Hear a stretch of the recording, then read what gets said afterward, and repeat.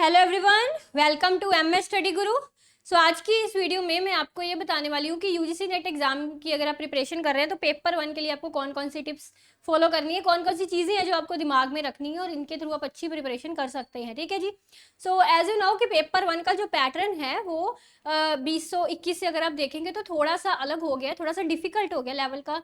Level जो है exam का वो बढ़ चुका है। ठीक है। सो डेट्स वे उस लेवल को दिमाग में रखते हुए, नज़र में रखते हुए मैं आपको यहाँ पर इंपॉर्टेंट बातें बताऊंगी जो आपके इस बार 2022 वाले एंड ऑनवर्ड्स एग्जाम के लिए हेल्पफुल रहेंगी। ठीक है जी। सो एक बार लाइक एंड शेयर जरूर कर दीजिए वीडियो को, एंड अगर आप चैनल पे न्यू आए हैं तो जल्दी से इसे सब्सक्राइब कर लीजिए। इसके अलावा अगर आप मेरे साथ पढ़ना चाहते हैं, यूजीसी नेट पेपर 2 मेरा इकोनॉमिक्स है की तैयारी करना चाहते हैं तो अनअकैडमी पर आप मुझे ज्वाइन कर सकते हैं। वहाँ पे मेरी फ्री क्लासेस भी होती हैं, कंप्लीट कोर्स भी आपको मिलता है प्लस सब्सक्रिप्शन के थ्रू। सो किसी भी तरह की प्लस सब्सक्रिप्शन को लेने के लिए आप मेरा कोड सिमरटन यूज़ कर सकते हैं, और मेरी फ्री क्लासेस को देखने के लिए भी आप सिमरटन कोड यूज़ करके अनलॉक कर सकते हैं। डिस्क्रिप्शन में मेरी प्रोफाइल का लिंक दिया गया है एंड टेलीग्राम चैनल भी दिया गया है जहाँ पर डेली क्लासेस के लिंक जो है वो अपलोड होते हैं। ठीक है। यूजीसी नेट इकोनॉमिक्स की मेरी बुक का लिंक भी आपको डिस्क्रिप्शन में दिया गया है। सो आज की इस वीडियो में मैं आपको सभी चीज़ें बताऊंगी, बुक्स कौन सी यूज़ करनी है, क्या क्या चीज़ें आपको दिमाग, जो भी आपके सवाल है, आई एज्यूम कि मैं आज सभी सवालों के आपके जो जवाब है दे दूंगी। सो पूरी वीडियो को एंड तक ज़रूर देखिएगा पूरी जानकारी लेने के लिए। So first thing that you should keep in mind about paper 1, UGC net paper 1, कि आपको सिर्फ सिलेबस पर रिलाई नहीं करना। मैं यहाँ पर अगर लिख के चलूँ, don't rely on syllabus only. What is the meaning of this? इसका मतलब ये है कि अब जो स्टार्टर्स, जो बिगिनर्स होते हैं ना, जिन्होंने अभी अभी नेट की प्रिपरेशन शुरू की है, वो सबसे पहले सिलेबस निकालते हैं, जो जो सिलेबस में चीज़ें दी गई हैं वो पढ़ते हैं एंड ये अज्यूम कर लेते हैं कि हमने सिलेबस खत्म कर लिया तो हमारे एग्जाम में अच्छे नंबर आ जाएंगे and we will able to score good marks in paper 1। ठीक है। बट द थिंग इज, जो 2021 का आपका पैटर्न है उसमें काफ़ी ऐसी चीज़ें पूछी गई हैं जो आपके सिलेबस में डायरेक्टली कहीं भी मेंशन नहीं है। साफ स्पष्ट शब्दों में अगर कहें तो बहुत डिटेल में चीज़ें पूछी जा रही हैं पेपर 1 की, इतनी डिटेल में कि वो चीज़ें, पेपर 1 का सिलेबस आपका इतनी डिटेल में नहीं है जितनी डिटेल में आपको वो चीज़ें पूछी जा रही हैं। ठीक है। सो ये है कि डेट्स मीन कि आपको सिर्फ सिलेबस पर सिलेबस करना है, पूरा सिलेबस करना है। बट अगर आप कहें कि सिर्फ सिलेबस कर लेंगे तो हो जाए, क्योंकि सिलेबस में आपको पता ही नहीं लगेगा कि इस चीज में वो इतना डिटेल में ये भी पूछ सकते हैं, वो सिलेबस पढ़ के आपको नहीं पता लगेगा। तो उसके लिए आपको क्या करना है, उसके लिए आपको करना है सिलेबस प्लस PYQs। ठीक है। PYQs एटलीस्ट अगर 2022 का एग्जाम दे रहे हैं तो एटलीस्ट 2021 के सारे प्रीवियस ईयर्स लगा लीजिए। यकीन मानिए, मेरा ही टिप फॉलो कर लीजिए, 2021 के PYQs लगा लेते हैं सारी शिफ्ट्स के, जितनी भी 8-9 शिफ्ट हुई होंगी, कम से कम 8-9 शिफ्ट के सारे प्रीवियस ईयर्स लगा लेते हैं अगर आप, तो काफ़ी सारे कंसेप्ट आपके PYQ से क्लियर हो जाते हैं। अगर हर PYQ का एक जो करेक्ट ऑफिशियल आंसर आपको मिल जाता है किसी भी सोर्स पे, उससे आपकी बहुत हेल्प होगी, काफ़ी कंसेप्ट उसके थ्रू आपके क्लियर हो सकते हैं अगर आप डिटेल में प्रीवियस ईयर्स करते हैं तो। ठीक है। सो सिलेबस प्लस प्रीवियस ईयर्स, ये चीज़ पहली। अब दूसरी चीज़, अगर मैं आपके सिलेबस को 4 पार्ट्स में डिवाइड कर दूं, ठीक है, कुछ सिलेबस आपका ऐसा होता है जो कॉमन सेंस से हो जाता है, अब बारी बारी करके इन सभी के बारे में बताऊंगी। कुछ पोर्शन आपका ऐसा होता है जो आपको समझना पड़ता है, that means you need to understand the concept. कुछ आपका ऐसा होता है जो स्किल बेस्ड एप्टीट्यूड, जिसमें आपका टेस्ट होता है, ठीक है, कि कितना आप में स्किल है उसको सॉल्व करने का। और कुछ ऐसा होता है जो आपको कुछ अपडेट रहना पड़ता है उसके बारे में, करंट चीज़ें जिसके बारे में आपको थोड़ा सा अपडेट रहना पड़ता है। ठीक है। तो अब अगर मैं 2021 के प्रीवियस ईयर्स मैंने सारे एनालिसिस किए हैं, उसमें मैंने ये देखा है कि कॉमन सेंस बेस्ड क्वेश्चंस काफ़ी कम हो गए हैं। अगर आप 1-2 साल पीछे चले जाएं, 19 में, 20 में, तो आप देखेंगे कि टीचिंग एप्टीट्यूड आपका कॉमन सेंस से हो जाता था। और सच में बताऊं, जब मैंने यूजीसी नेट की तैयारी की थी तो मैंने भी टीचिंग एप्टीट्यूड ज़्यादा डिटेल में नहीं पढ़ा था, क्योंकि तब टीचिंग एप्टीट्यूड के कुछ जो क्वेश्चन आते थे वो इतने डिटेल्ड नहीं होते थे, कॉमन सेंस से हो जाता था। बट अगर अब आप एग्जाम एनालिसिस करो 2021 के क्वेश्चन, तो उसमें टीचिंग एप्टीट्यूड के भी क्वेश्चन डिटेल वाले पूछे गए हैं, कंसेप्ट बेस्ड क्वेश्चन पूछे गए हैं। सो सिर्फ कॉमन सेंस से वो नहीं होंगे, दैट मीन्स कॉमन सेंस वाले क्वेश्चंस पेपर 1 में होंगे तो जरूर, क्योंकि एग्जाम चाहे जितना मर्जी डिफिकल्ट हो उसमें कुछ ना कुछ क्वेश्चंस इजी होते ही हैं। और जैसा कि मेरा हर बार का कहना है, मेरे सभी पुराने लर्नर्स को पता है कि इजी क्वेश्चन गलत कराए तो you will be out of the competition, कोई नहीं बचा सकता जितना मर्जी पढ़ा हो आपने। इजी क्वेश्चन एनटीए वाला मौका देता है, इजी क्वेश्चन से मार्क्स स्कोर करो, है ना। सो कॉमन सेंस क्वेश्चंस बहुत कम हो गए हैं, कंसेप्ट बेस्ड क्वेश्चंस बढ़ गए हैं। अगर आपके कंसेप्ट क्लियर हैं तो आपके पेपर 1 में अच्छा स्कोर करने के चांसेस काफ़ी बढ़ जाते हैं। तो कंसेप्ट कहाँ से क्लियर होंगे, कहाँ से क्लियर होंगे कंसेप्ट?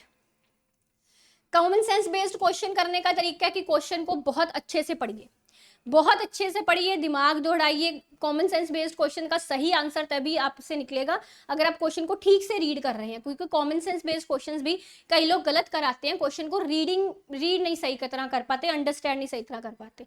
बट अब कंसेप्ट को क्लियर करने का तरीका देखिए, यूजीसी नेट के कंसेप्ट्स को क्लियर करने, पेपर 1 के कंसेप्ट्स करने का तरीका यही है, सिलेबस वाले टॉपिक्स उठाइए, प्रीवियस ईयर्स वाले टॉपिक्स उठाइए, उन टॉपिक्स के अपने सेपरेट नोट्स बनाइए।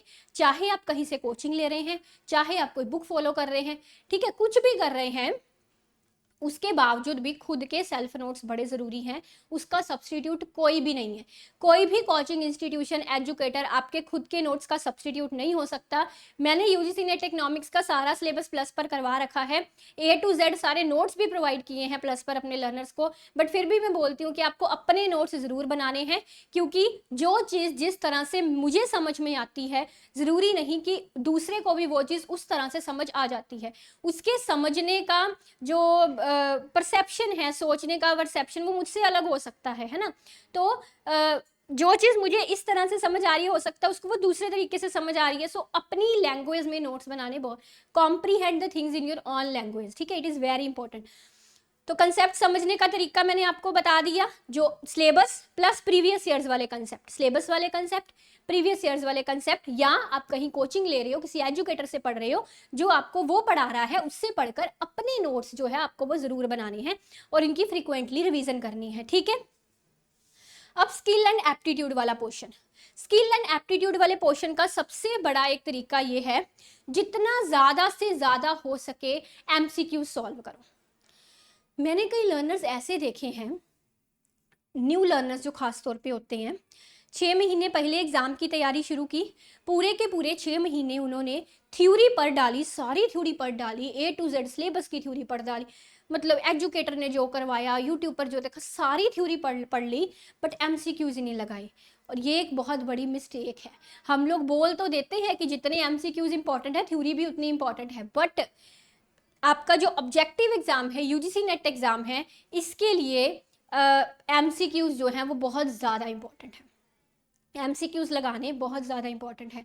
सो इसका तो एक बेसिक तरीका यही है कि प्रीवियस ईयर्स MCQs लगाइए ज़्यादा से ज़्यादा। MCQs कहाँ से ढूंढे? MCQs में मैं हमेशा बोलती हूँ प्रीवियस ईयर से बेस्ट MCQs कोई नहीं मिलेंगे।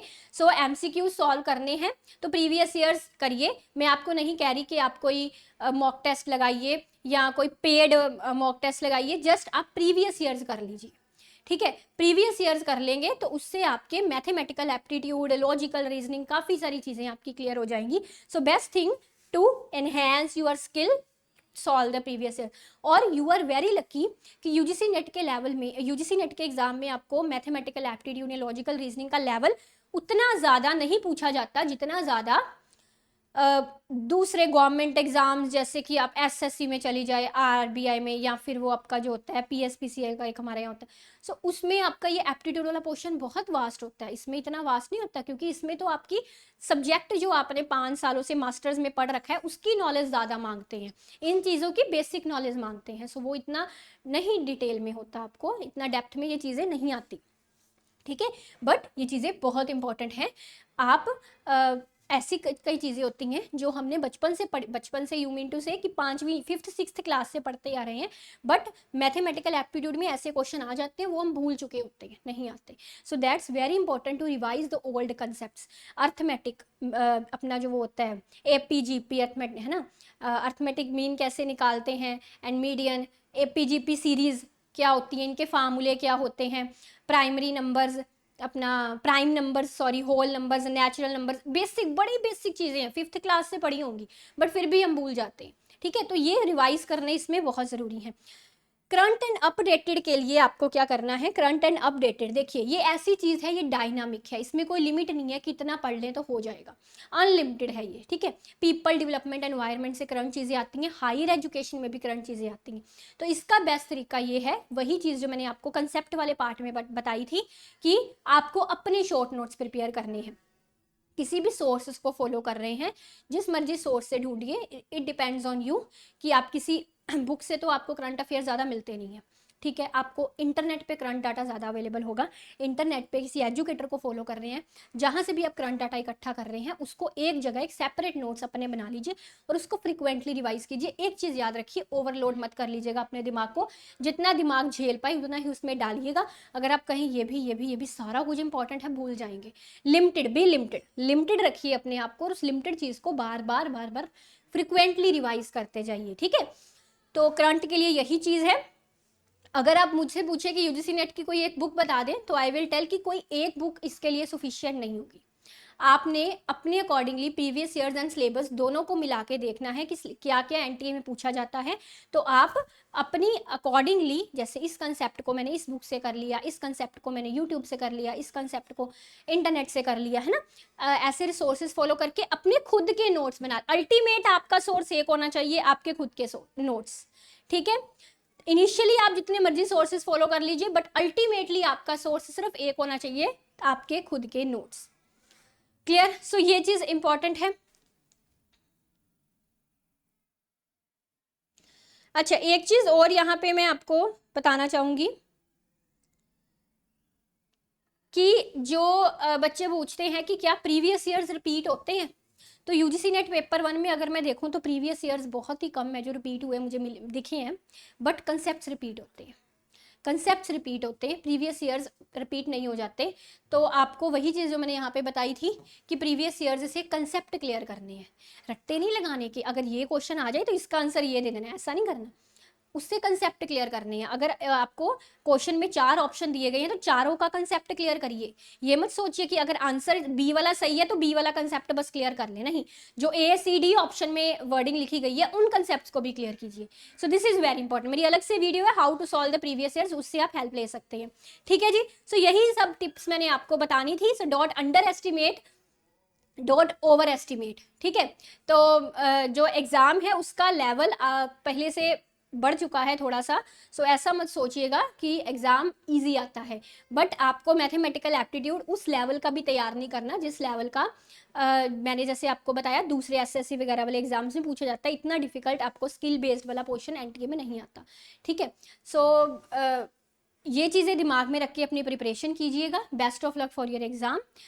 Thank you very much. अगर वीडियो अच्छी लगी हुई तो प्लीज़ लाइक एंड शेयर भी किया करें। Okay, take care, bye bye.